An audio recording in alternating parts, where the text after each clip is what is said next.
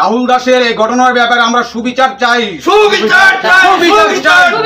রাহুল দাসের। আচ্ছা, আপনাদের এই বাড়িতে কি মানে ওই যে এক্সাইজের 3 জন লোক এসেছিল? হ্যাঁ, আচ্ছা, এসে কি বললেন? প্রথম ঘরে ঢুকছেন, ঢুকিয়া সব চন্ন বিঞ্জন হরিয়া এটা খাইছুন না। এরপরে আর একটা ঘরে ঢুকছেন, ঢুকিয়া সব কাপড় চোপড় বিছনাপত্র সব কিছু ফালাই দিছে।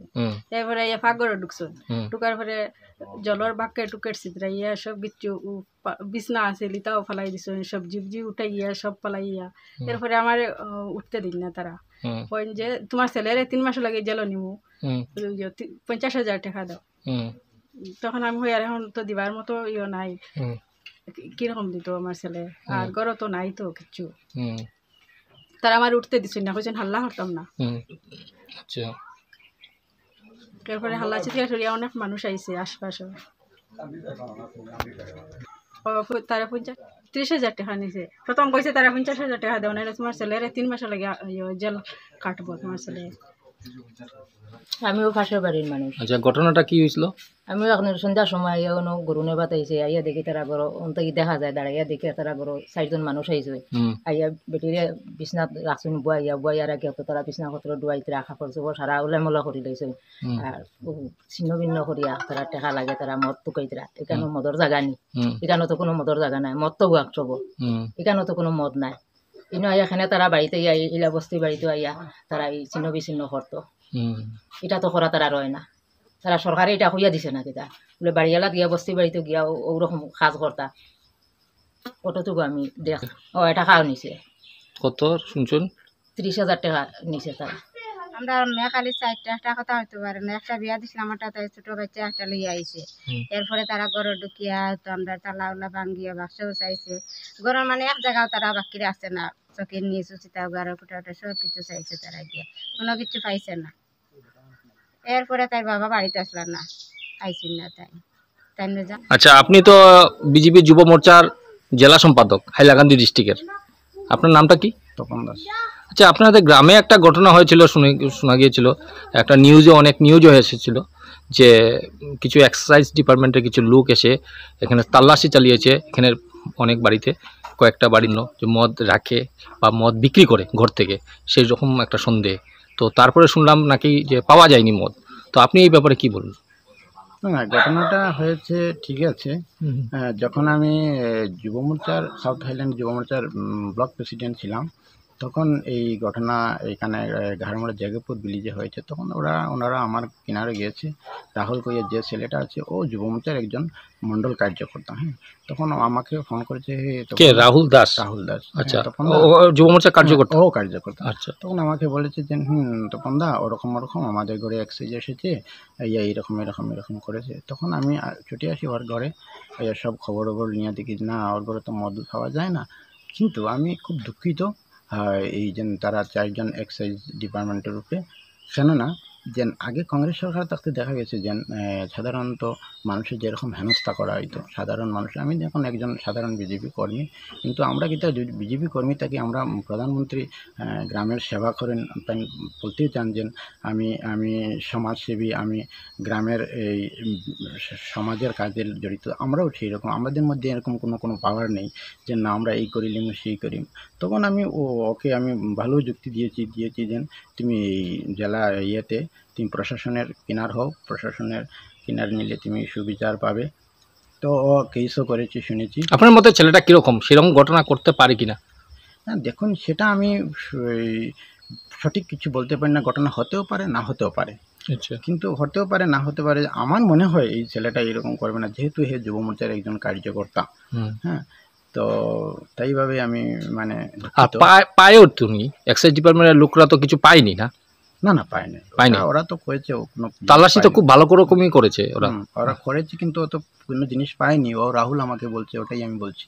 আচ্ছা, আমাদের গ্রামে সেদিন আমি গড়েছিলাম না, অনুপস্থিত। এমত অবস্থায় আপনার গ্রামটার নাম কি? জেকবপুর FB। আচ্ছা, জেকবপুর FB কোন ডিস্ট্রিক্টে পড়ে? এটা তো হাইলাকান্দি ডিস্ট্রিক্ট। আচ্ছা, গাড়মুড়া FB। আচ্ছা, জেকবপুর FB। সেদিন আমি বাড়িতে অনুপস্থিত থাকা অবস্থায় আমার ঘরে ৩-৪ জন এক্সাইজ ডিপার্টমেন্টের লোক ঢুকে বাড়িতে সম্পূর্ণ জিনিস তালা পর্যন্ত ভাঙচুর করত, যাবতীয় বাকেটের জল সহ সব কিছু মানে ফেলে দেয়। আমি মাত্র 10 মিনিট পরে এসে খবর পেয়ে, না না ঠিক আছে, খবর পেয়ে আমি জিনিসটা মানে সঙ্গে সঙ্গে মানে তদন্ত শুরু করি, কিন্তু ওদের হদিশ আমি পাইনি, ওদের হদিশটা আমি পাইনি। একটু পরে আমার মেয়েরা তখন ঘরে ছিল, বলপূর্বক তারা ঘরে ঢুকিয়ে তালা ভাঙচুর করতো, রেকর্ডপত্র যাবতীয় ওলট পালট করে ফেলে দে, যাবতীয়। এই যে ঘটনা অতীতে হয়তো ঘটেছিল কংগ্রেস আমলে, বিজেপি আমলে এখনো ঘটনা কোনোদিন ঘটেনি। আর এই ঘটনার জন্য আমি আমার এলাকাবাসীর তরফ থেকে মাননীয় মুখ্যমন্ত্রী মহোদয়ের কৃপাদৃষ্টি আকর্ষণ করিতেছি এবং ওনার কাছে আমার বিনম্র অনুরোধ, এই ঘটনার অতি সত্বর ইলেকশনের পূর্ববর্তী সময়ের ভিতরে এই ঘটনার উচিত তদন্তক্রমে সুবিচার করার জন্য আমি বিনম্র অনুরোধ জ্ঞাপন করিতেছি। তারা তো আগর দিনও আইসই, আইয়া মাংস ছাড়া ওরা তা অসুবিধা দিয়া গেছেন, আমরা দোকান থেকে দেখিয়া দিয়া গেছেন পরের দিনও 6টার থেকে 7টার বিচে আমরা গড়ি উড়িয়া খাইছি না, আইসুন তারা। আবার মাত্র পেজান মানুষ জুড়ি ও বাড়ি মানুষ আইতে, আমি ওই কিতা হলো দেখি যাই চাই, আমার কুটি মোবাইলে গাত লইয়া আমিও টস মারি আইছি, এই জন্য আইয়া দেখি তা গরর তা অবস্থা। আমার ঘরের বিচার তারা হমাইতে যায় না, বেটিওকে না না মাসি গরম হমাইও না।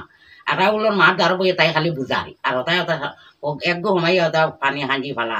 আমি কিতা হইল রে বা উগ্রমন্ত্রী আইলা, উগ্রমন্ত্রী দিতা করুন না, বুঝছনি। ওখানে দেখি আমি কইলাম কিতা হইলে দেখি উবাই তোলা কথা সময় বা কাগজের সময় আমি উবাইছি, উবাইয়া বাদে তারা করো হইয়া আমি বাড়িয়া গেছি গিয়া কোনো একার দানে মানে বাড়িয়া ভাঙ্গি লাইছো। কিছু পাইছুন না, কিচ্ছু পাইছই না গরো, হ্যাঁ গরো কিচ্ছু পাইছই না। আমরা গরো গেছলাম, আমরা গরো গিয়া বললা আমরা বাড়ি হমাই আমার গরু হমাইছই না, যে উঠান থেকে তারা চক্কর দিয়ে আইছেন। আমি ওইটা কিটা মানুষ মানে ওনারা সন্দেহমূলক, আচ্ছা আমরা গরো হমাইছই না, আমার গড় এখানে সড়কে আর গড়ে লাগাই, এই জন্য হমাইছই না আমার গরো গিয়া। আমার গরো হমাইতে আমি এক গুয়ার খাই দিলাম, বাদে হোক আমার খুব মন, আমার খুব মন, আমার গরো আমি আটকাই দিব বাদে আমার গরো তো কোনটা নাই তো হমাইছই না গিয়া তারা। আপনার এই গ্রামেই বাড়ি? তারও বাড়ি তো আমার। কি নাম আপনার? আমার নাম তো ভেঙ্গুলবালা দাস। আমার ঘর রামনাথপুর। রাত্রে অমিয় দাসের বাড়ি এক্সাইজ পার্টি আক্রমণ করছে, মদ ধরছে, কিতা ধরছে, ভাঙচুর করছে, আর এই মানে লোকমুখে শুনেছি আমি। তারপর লোকে বলল আমাকে যে রাহুল দাসকে ধরে নিয়ে গেছে ওরা। আবার 1 ঘন্টা 1.5 ঘন্টা পরে খবর শুনি না, রাহুল দাসকে ওরা ছেড়ে দিয়ে গেছে। ওদেরকে জিজ্ঞাসা করলাম কীভাবে, ওরা বলছে না ওদের 30,000 না 50,000 টাকা ডিমান্ড দিয়েছিল, এর মধ্যে একটু টাকা দেওয়া হয়েছে, যার জন্য তাকে ছেড়ে দিয়েছে। আর বিশেষ কিছু আমি, আমার গ্রাম আলাদা, এই গ্রাম সম্বন্ধে। আপনি কি মানে কি খবর জানেন, বাড়িতে কিছু পেয়েছে কিনা? না, আমি এটাই জিজ্ঞাসা করেছি পরে ওদেরকে ফোন করে, বলেছিলাম যে তোমাদের ঘরে কি মদুদ বা কোনো ব্ল্যাক কোনো কিছু ছিল? ওরা বললো না, ওরা তো কোনো কিছু খুঁজে পায় নাই। 5/11/2023 ইংরেজি তারিখ, অনুমান সন্ধ্যা নভেম্বর মাসের ঘটনা, অনুমান আপনার 6টায় ওঠা বা 6:30 অমিত দাস আমার বাড়িতে টাকা মানে কর্জা নেওয়ার লাগিয়েছে। কত? 50,000। হুম। আমি বললাম অত টাকা তো আমার কাছে নাই, কিতা ব্যাপার? বলে এক্সাইজ অফিসার আইয়া আমার ছেলের ধরে লিয়েছে, এরা দেওয়ার লাগি। তখন আমি বললাম অত টাকা নাই, 30,000 আছে, ওটা নিতে পারবো। 30,000 টাকা লইয়া আমি তার লগেই আইছি, অমির রাহুলের বাবার, আর আনিয়া 30,000 টাকা তার আর দেওয়া হয়েছে। আচ্ছা, আপনার থেকে কর্জা নেওয়া হয়েছিল? কর্জা নেওয়া হয়েছিল। 5/11/2023 ইংরেজি রবিবার দিন সামনে রাহুল দাসের বাড়ির সামনে রাস্তার কিনারে আমার দোকান। তো এক্সাইজ অফিসাররা প্রায় ওইদিকে আসে, আমি এরা প্রায় চিনিও। হঠাৎ করে দেখলাম কোনমানি 6টা 6:30 তারা 4জন এদিকে ঢুকলো। আমি কই ঢুকছি, কই গেল এখনো বারো না, কোনো খবর নেই, ব্যাপারটা কিটা? দেখি চতুর্দিকে লাইট মারামারি, ঘোরাঘুরি, এদিকে ওদিকে দৌড়াদৌড়ি, তখন দাম খাচ্ছিল ওরা জমিনের মধ্যে। আমি বলতে দৌড়াদৌড়ি করে কারণটা কিটা? ব্যাংক খুঁজায় না কিটা? আমরা এখানে তো রিহাঙ্গে ব্যাংক খুঁজাই, কই ব্যাংক খুঁজাই না কিটা? এটা না দেখি হবাইতে যায় টস মারে, বাড়িতে যায় টস মারে, এ করে সেই করে আমি দোকান বন্ধ করলাম। ওই গুরুমন্ত্রী ঢুকে গেলে তো ব্যাপার আছে, দোকানটা বন্ধ করলি, আমি দোকান বন্ধ করে দিয়েছি। কিসের দোকান আপনার? হ্যাঁ, আপনার কিসের দোকান? আমার সামনে গালামালের দোকান। আচ্ছা, আমি দোকান বন্ধ করছি, বন্ধ করি কিছু সময় দাঁড়িয়েছি, দাঁড়িয়ে দেখি না রাহুল ডে তারা 4জনে লইয়া প্রায় অনুমানিক 1 ঘন্টা পর, তারা ঢুকার 1 ঘন্টা পর, 1 ঘন্টা অবধি তারা এদিকে ওই বাড়ি প্রবাহিত তাল্লাশি করছে, কি করছে না করছে পরে খবর পাইলাম আমি। করিয়া রাহুল ডে লিয়া যখন গেল রাস্তা কেন কইলাম, ভাই রাহুল কেটেছে রে বলে, তো তারা আমার ধরিয়া নেগে কেলে গিয়া ধরিয়ে নেগে বলে, আমি বলে মদ বিক্রি করে। দেখ বেটা, তুই কি মদ বিক্রি করস? তুই কোনো মদ বিক্রি করস নি? এটা কোনো আমরা গ্রামাঞ্চলের মদ বিক্রি করেন তোর ধরে নিতে গিয়া। তখন আমি তো দেখলাম তো তারা নেরু গিয়া, এমন সময় দেখি তার বাবা আইসি।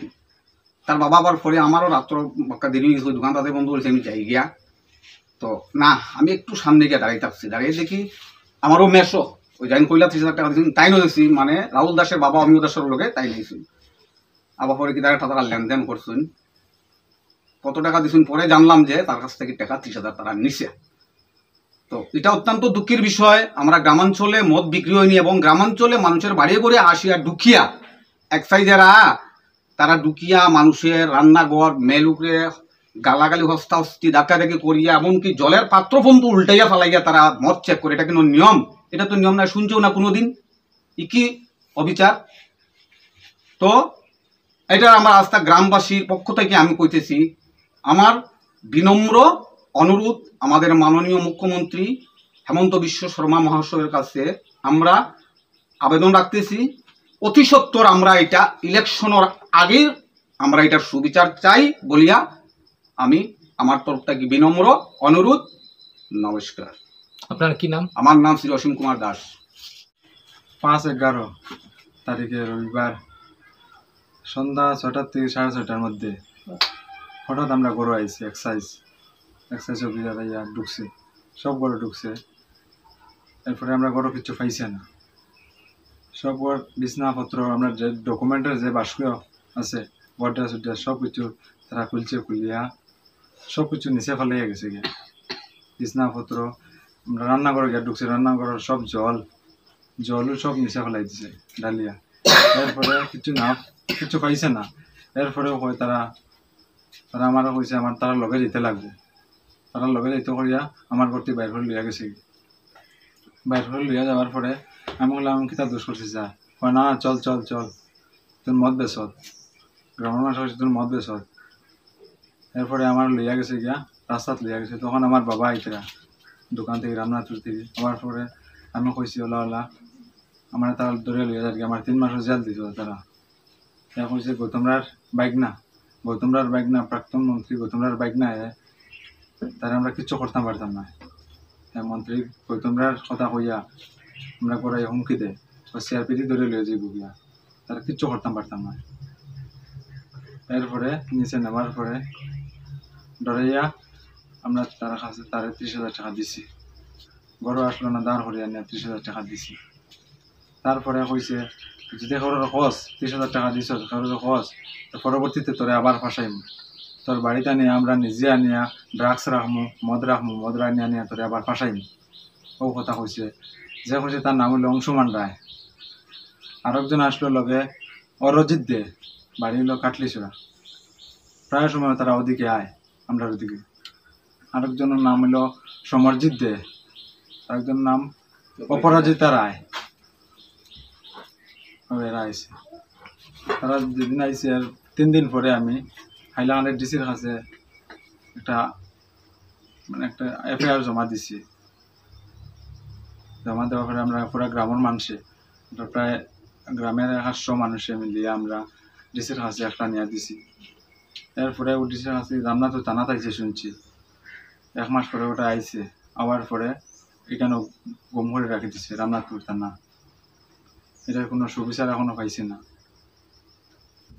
রাহুল দাসের এই ঘটনার ব্যাপারে আমরা সুবিচার চাই, রাহুল দাসের ঘটনার ব্যাপারে আমরা সুবিচার চাই, সুবিচার চাই, উচিত বিচার চাই, উচিত বিচার চাই, রাহুল দাসের ঘটনার ব্যাপারে আমরা উচিত বিচার চাই, বিচার চাই।